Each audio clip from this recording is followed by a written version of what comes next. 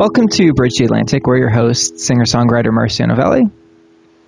And music web designer Ross Barber. Today on the show, we're joined by Jesse Epstein, a.k.a. Imaginary Future. Jesse is a singer-songwriter who has toured worldwide, and his album, Fire Escape, has won him an army of dedicated fans. On Fire Escape, Jesse is joined by independent singer-songwriter, his high school sweetheart and now wife, Kina Grannis, on vocals. Having recently completed a European tour together, we're looking forward to chatting with Jesse about his experiences on the road and to find out what's coming next. Hey, Jesse, how's it going? It's going great. Hey, guys. Hey. Did I pronounce your last name right or correctly? It can be said either way. I've always... Epstein? Epstein or Epstein are the two. Yeah. Okay, it's like tomato. It's kind of that way. And sort of growing up, I just always was like, yep, that's the one, no matter which one. Right. It's like my name, Marcio. I get Marcio. I get, like, Marciano. Well, sometimes. Even just it's Marcio, but I'll get Marcio. And I'm like, whatever. Yeah, with the accent on the I. Marcio. Exactly. I'm not going to, so I get it. Yeah, it's just easier. Exactly. So we like to start our interviews off in a very awkward way. And we want you to tell us 3 things about yourself that everyone should know. Oh, that is indeed an awkward way. Wow. What are 3 things? I enjoy playing basketball and playing music and reading. This is terrible. That's really the first question? This is really the first question. This is really... What's a thing? I'll do a little anecdote. How about that? Okay, awesome. Sure. I'm kind of a sensitive guy, as I think a lot of singer-songwriters tend to be. Ross and I are both huge. We're very sensitive.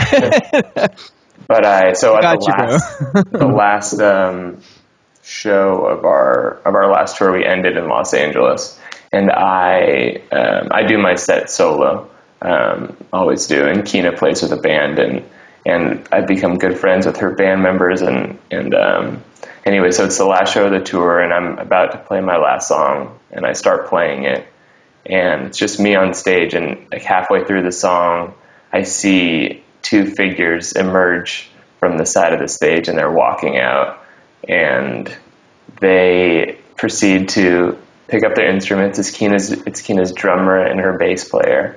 And as I get to the chorus of the song, they join me I was just completely stunned in a 3-part harmony with their instruments and kind of finish the song with me.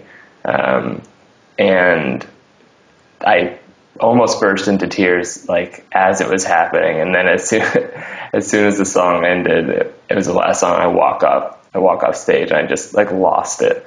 Just crying for just 5 minutes straight, and they were just like, "What have we done? We've broken." And did you have to go back on stage after that to play with Kina? I did, but I had some recovery time to wipe the tears away, but it was amazing. So that's something about me that people might not know. I love it. Yeah. We like sensitive people here. The world needs more people that are sensitive. You gotta feel, man. That's exactly, man. The feels.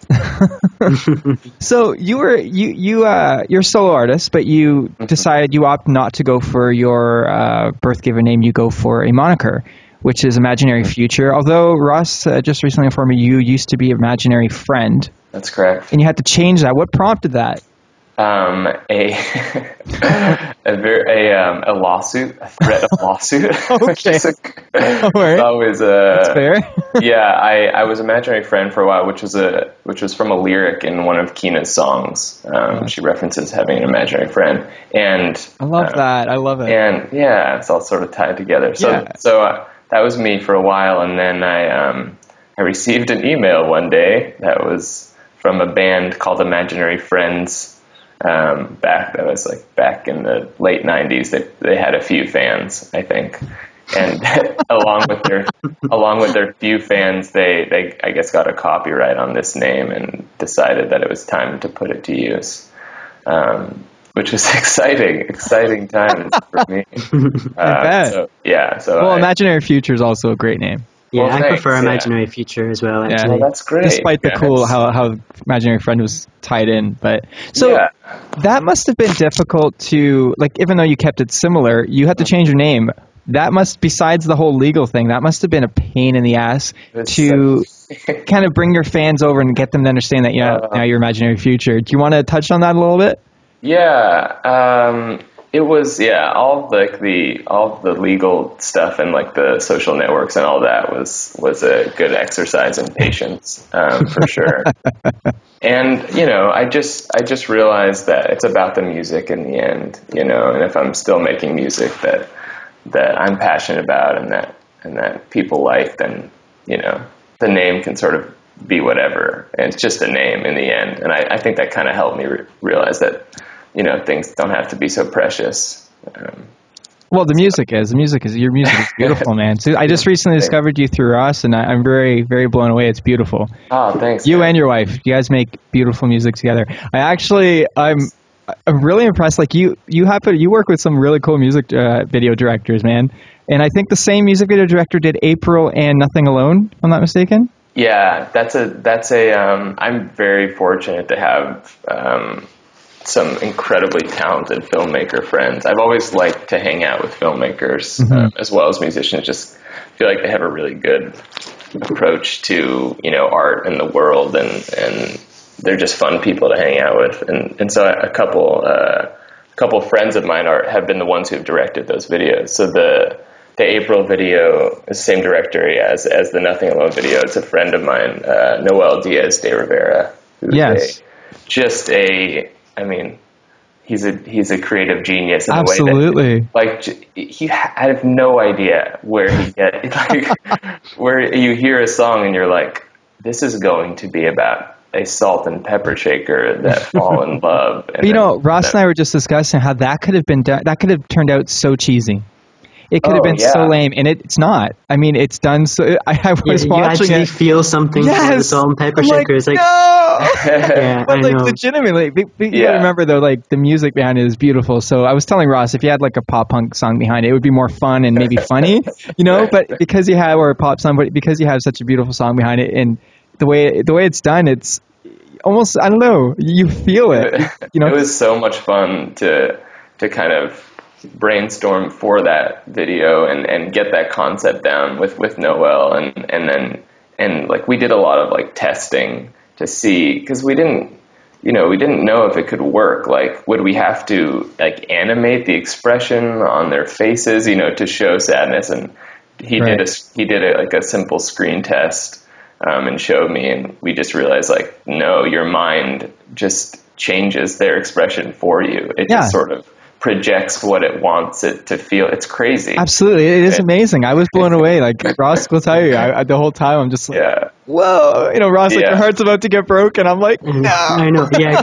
Cause you were watching it, and I could hear through your, I was picking up what you were listening to, and it's like, your heart's going to get broken in 5, 4, 3, 2, and then all I heard was, no! And I was like, yeah, it's happened. It was it was really cool. It was so sad to, like, the filming of that scene where it smashes. Like, I was the one that was just murdering it over and over again, just dropping it and having it break. But yeah, I think both of those videos were just like, I just love, I love like a narrative music video. Yes. I love putting a story to it, and I feel like it's a really good excuse for like just a good short film in a way. Because the song in and of itself is kind of a little short film, just audio style. So I think that, having the chance to tell a story like with the Salt Shakers or with the serial killer, the chainsaw. Yeah, I love that too. I feel like I actually just watched that one. That one, it was amazing. It was hilarious. That one was maybe a little.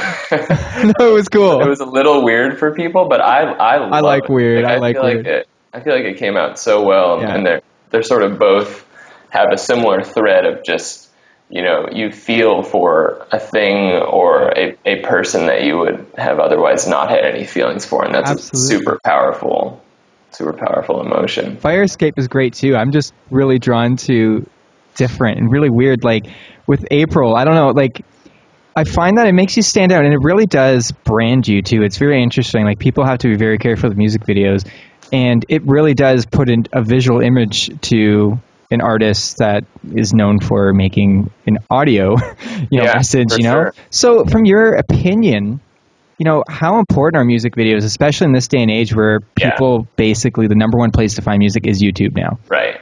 What's your opinion on that? I mean, it's so important. If you can nail the visual, then you can really, I think, like have a genuine, effect on a listener who then becomes a viewer as well. It's like it's so hard. I think, like I don't make a ton of just like live videos, right? Just like sitting down and playing guitar and singing on YouTube. I've done some of those, but I really, really like making the music videos. And I feel like it just sort of completes a song, to me. Like it becomes one thing, and then you hear it, and then you think of the video. And if you can, I wish I could make one for every song. I'm with you on that. As an artist, it's like you want to, but it's so hard to separate yourself and be like, no, less is more. The time, and just like the time and the money, but ideally, I would just want to make a music video for every song and just tell a new story, and that would be in an ideal world. I know like Beyonce did that or something for. Yeah, well, that's Beyonce. This is not each one's like a $1.8 million budget. Yeah, I'm not even sure she made her money back on that one. Yeah, but I love making. I love film. I love television. So I like the visual component as well. You and me both, brother. I love it. And I love that you're taking that approach. You're making art. We need more people just making art out there. Yes, that's like the point of things. Like when it's all said and done, you just like be nice to people, have fun, make art, help the world. It's kind of just like I feel like those are just the things that you should do. And you're wondering why my wife and I want to move to LA. This is the spirit, man.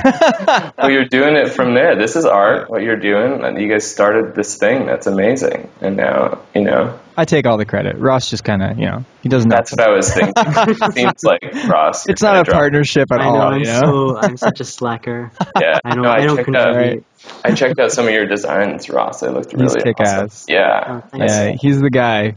I did a little like Twitter stalking and saw some people being like, "Oh my gosh, this new logo so awesome!" Oh, that's good. It's not like we hate this guy. No, I don't. That's just me. That's just me on my Twitter. Don't follow. I hate this guy. Don't go follow him. Yeah. You'd probably get more follows if I did that, though. Just the way people think nowadays. There's some beautiful stuff. Very talented. Agreed. So you just completed a European and U.S. tour, and you're about to go back out on the road. Back out on the road. Yeah, we had the last tour was so much fun. We did a full tour with a band. So I played guitar in my wife's band, and then opened the show solo. So we had a whole like fun family on the road, which is awesome. It used to be just when we started, it was just me and Kina in like a Toyota sedan that we rented and just put one guitar in the back, and just drove and shared the guitar, and I sold merch and did the tour managing. We'd show up to venues and people would be like, "Where is everyone? Where are like the 8 people?" And we're like, "Oh, that's us. We're the 8 people," But at this point, like it's grown into being able to have a band, and it's been so much fun. That's awesome. Yeah. Yeah, because I caught you guys in Glasgow. I wasn't even supposed to be going to the show. I'm really bad at keeping up when people are playing. So one of my friends just got in touch and he was like, "I've got a spare ticket for Kina Grannis. Do you want to go?" And I was like, "Yeah, I want to go," because every time she's been here, I've missed her. And I always try and find out who's supporting, but I didn't hear who was supporting, so I didn't know it was you. Because normally I like to check the support act out before, so I can get a feel for what's coming. Sure. But then you came on stage, and 10 seconds into your performance, I looked at my friend and was like, "I need this guy's CD," because there was something about the venue. It was Oran Mora you were playing. The sound was like the best sound I've ever heard at a gig before. and just everything was just right. And yeah, so nice. I was like, right, I need to go buy the CD. And then when you came back out to perform with Kina, and she mentioned that you guys are married, I was like, I had no idea. I'm out of touch with everything, but but it all made sense because you guys looked so perfect together on stage, and the harmony, everything was just, there was something more about it. Do you know what I mean? Like it's not just like two people singing together. You could tell there was more. And then when I found out you were married, there's love. It made so much sense. There's love in the song. Man, that's so nice to hear. Thank you. I really appreciate that. It's been fun. We put out our wedding video as Kina's music video for her song "My Dear," which was kind of a fun announcement. Like, hello, here we are. This is a thing that happened, and just sharing that and being sort of open about it on the road, and has been really nice. It's been fun to do that, and we're just so lucky to get to. We have so many friends that are musicians, and they, their significant others have to, if one's a musician and one's not, or they both are, and then, it's just we're so lucky to be able to get to do this together. Absolutely. Yeah, it's crazy lucky. So how does it differ touring in Europe versus North America? It's a good question. I mean... Thank you. Ross did not come up with that. Ross came up with all the questions. And that is true. I think it definitely depends on the city, but just from it can be more challenging touring in Europe. In Europe, because you're changing currencies, you are having to go over borders and get out of the bus, and just from a transportation side of things and logistics, it can be more challenging, but it's also really exciting. Everything feels so fresh and new and just foreign, and I think that is that's really exciting for especially if you haven't been before.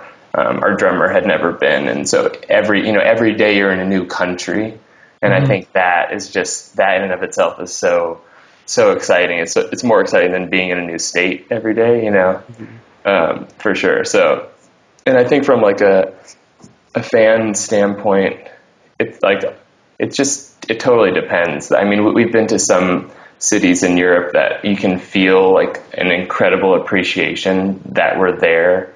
And that because we've come, from far away, and that you can sort of sense that, which is a really nice thing to feel from fans who come out.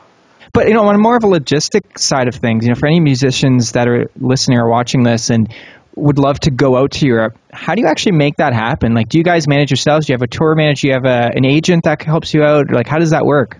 Yeah, you definitely need people, from my experience, to help out with that. Kina has a really good agent, a good booking agent, who just does European booking for her. And then we also have a tour manager as well, who handles all of the logistics and all of the currency exchanges and all of that. And so to have that, I mean, in the past, it made touring in Europe pretty difficult. Our first time going over there, or one of our first times, we just to get around, I think we had all of our gear. So we had, I think, a couple guitars, and we had our merch, and we were just a mass of suitcases and instruments, and we decided that we would take trains around. Oh no. Holy moly. It was I sweat right now thinking about what that was like. We realized that trains, when they're leaving, you need to be on it. It doesn't matter. So we had moments where we had half of our gear on, because it was just us two and her manager, and we're an assembly line putting suitcases into that car where you load in, and you're supposed to just walk through there and then go to your seat. But we would just sort of huddle there, and the train's leaving, and oh my gosh, people, I think I just was apologizing for a month, just to everyone. She's like, I'm so sorry. You're just inconveniencing everyone around you. So it's got, but going through that and then getting to a place where we are now, where we have a tour manager helping out and we have people helping to coordinate it, you can really appreciate it when you've gone through that, for sure. Is there a new record in the works? There is. Woo! It's actually, it is now completed. It is mastered. No way. And it is done. What's it called? It is going to be called Sunlight. Beautiful. Yeah. It is a very happy album. I've typically in the past written pretty somber, slow music, and but beautiful. Beautiful though. Yeah, I mean that's like the kind of music that I always listen to. That sort of shaped me as an artist, and but for some reason, we had the wedding. It was a very happy time. I was just writing happy songs, so I decided to put them onto a happy album and call it Sunlight. How is that? How do you feel that's going to work with like your other with the rest of your catalog, and how do you think your fans are going to respond to that? I am very interested in how. Okay. Are you nervous or excited? I think a combination of both. Yeah. It's pretty different. I mean, it's very it's different. It's very cheery and happy, and it's me singing it, but that's one of the only similarities, I think. But you're a solo artist, man, and the appeal that I find with solo artists is you want it to be honest, and if you're not at a place where you're writing slow, sad songs, you'd be lying. You'd be totally fabricating it. For sure. If that's where you are, that's where you are. So sure. I think it'll work. I had to battle with it for a while because I was writing these really happy songs and dancing around in the studio. This is fun. And then I'd listen to it and be like, this is not what I have been doing. And I think that it takes a while to come to terms with change and doing something different and just being like, you know what, like this is what I made. This is what was coming out during that time. You don't seem like an artist that would repeat yourself, though. You know what I mean? You seem like someone who's going to stay true to themselves and do what's right for you. And if everyone comes along, it's great. If some people don't, whatever. Sure. I mean, yeah. I hope. You always hope that people come along, but of course, it's that thing of like, people like you if they like your album, but then you want to do something new that's interesting to you because you've already done that thing. Exactly. But that's why they're interested. That's why they liked you, and so it's a tricky game, that evolution in art. Exactly. And I know that I think for Kina, it's been a similar sort of journey for her. She was doing her first album was like pretty happy and cheery, and then she got a little more emotional and I think genuine and some people came along, some people wanted the first the cheeriness that was in the first. So it's like but as an artist, you just, exactly like you said, you just have to be true to what you're doing at the time and not fight against it, I think. 100%, brother. Couldn't agree with you more on that. Now, are you ready for 20 questions? Okay. You're gonna ask me. That sounded like I'm really ready, didn't it? It sounded like it's okay. You sound like most guys. They're like, yeah, most guys are kind of scared. No. It's fine. We don't ask you anything too terrifying. He's lying. They're all terrifying. All right, you ready? Here we go. Coffee or tea? Coffee. Meat or veggies? Veggies. CD or vinyl? Vinyl. Summer or winter? Winter. Canada or Scotland? Oof, I'd say Canada. Oh, I just don't know. I know it. Can I add to it that I know Canada better? I've spent more time there. That's fine. That's a good justification. I forgive you. I really like. Okay, go ahead. I'm glad you like Canada, man. Well, I mean, Canada. I mean, we're comparing like a country that's larger than the United States of America with a country that is 1/8 the size of the province I live in Canada. So I mean, it's it's a lot to Canada. I mean, we know Scotland. Canada. Maybe we should say Toronto or Glasgow. That might be fair. I've spent a lot more time. We have some good friends in Toronto, so I've spent a lot more time there.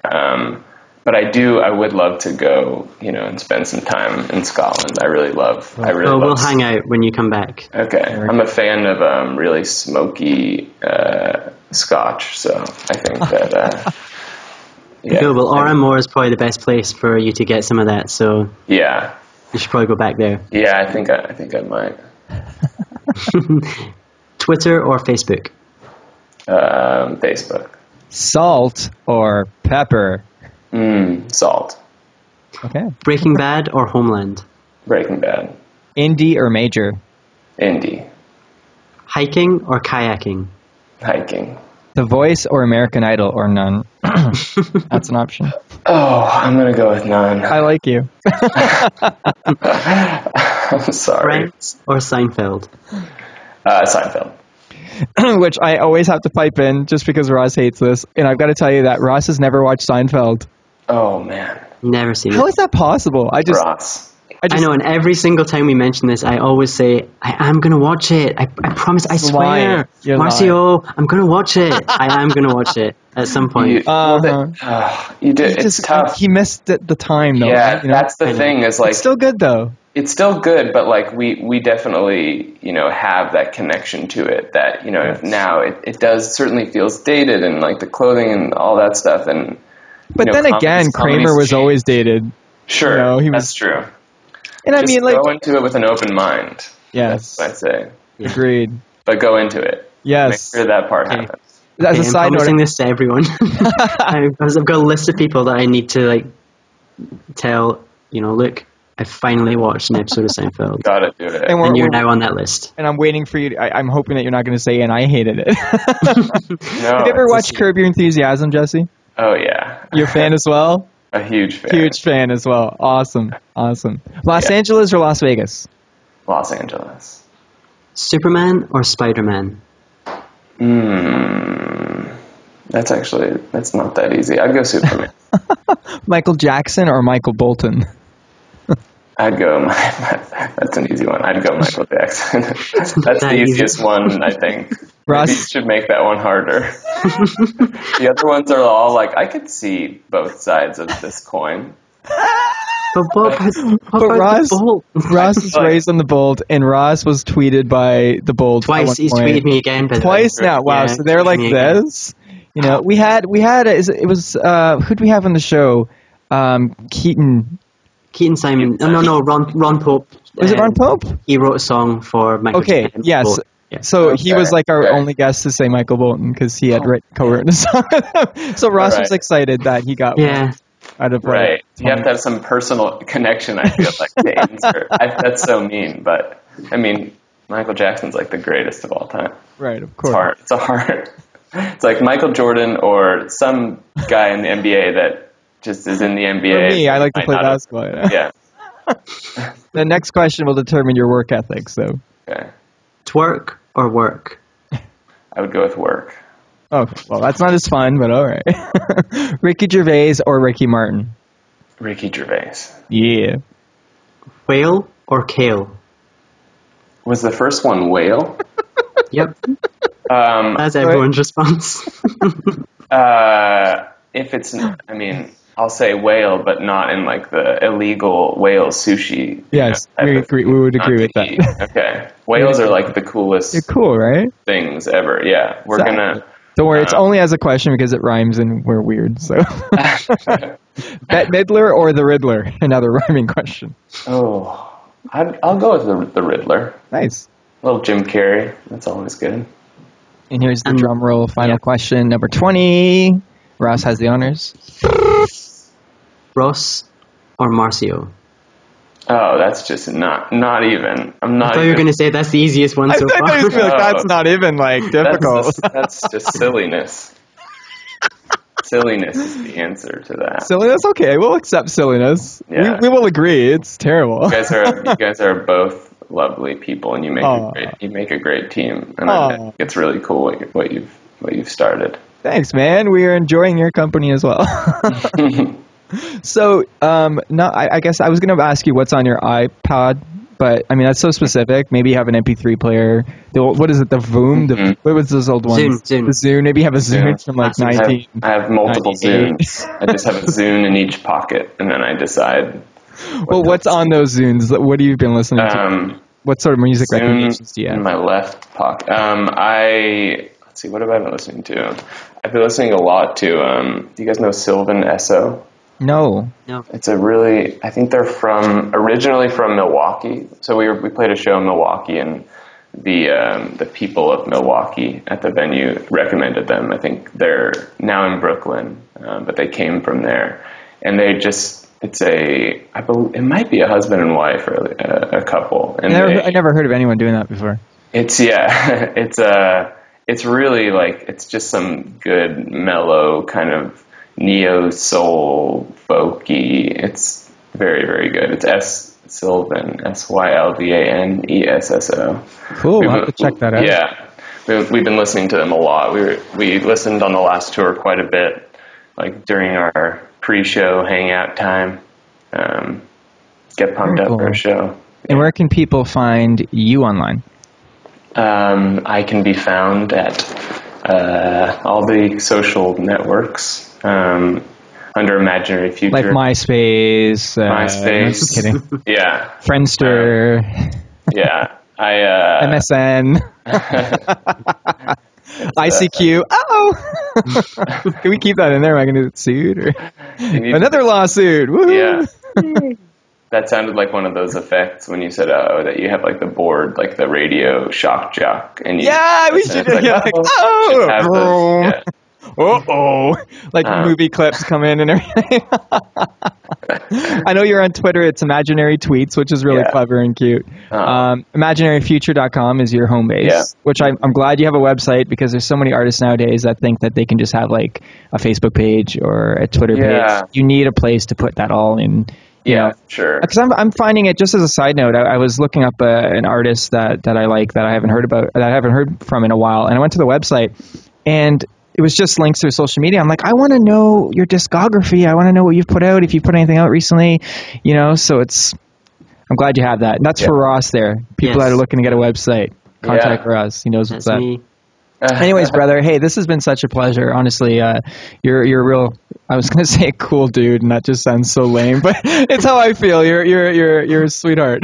I'm sorry. It's just, we need more people like you. So keep making amazing, beautiful art. We are really looking forward to hearing the new stuff, and we'll be supporting please come back over here soon. And let me know when you're coming to Toronto, man. I'd love to come by. Cool. Okay. Awesome. Nice to meet you guys. Nice to meet you as well, man. Take care. All right, have a good one. You too. Peace. Bye.